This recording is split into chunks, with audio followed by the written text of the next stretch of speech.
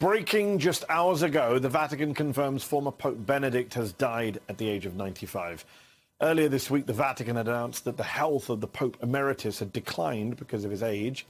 He passed away this morning at his residence within the walls of the Vatican, nearly 10 years after he stood down because of his ailing health. Pope Benedict charted a new course for the papacy when he chose to retire in 2013. Every other pope since the 15th century had led the Catholic Church until their death. NBC's Molly Hunter joins us now live from the Vatican. Molly, what do we know about the funeral services? This is somewhat uncharted territory, is it not? Because the Vatican hasn't had to plan a funeral for a former pope in nearly 6 centuries.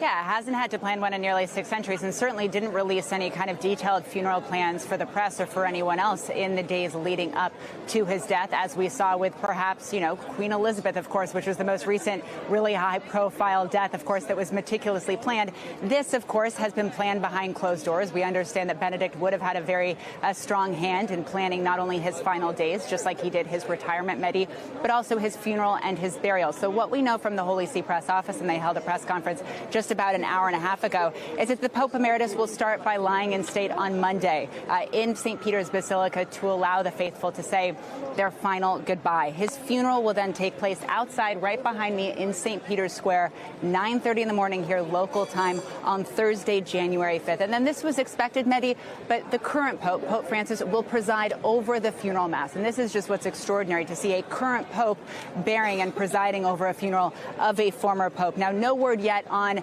whether it will be a state funeral. We know because it will be in St. Peter's Square, it will likely be open to the public. People will come and pay their respects. All we know from the press office is that it will be in the mode of simplicity, as were his wishes. It's also a moment, Mehdi, for the Church, as some Vatican watchers say, to really take stock of this legacy and possibly to start normalizing the retirement of a pontiff. Of course, when Benedict stepped back in 2013, it was shocking. But now his legacy will not only be, of course, as an intellectual, as a scholar, as Pope for 8 years, but also someone who maybe paved the way for future popes, whether it's Francis or popes in the future, to do this. So I think there will now be a conversation about, if a pope retires, what will that title be? What will that person wear? Where will that person live? And how involved will that retired pope be in religious life here, Mehdi?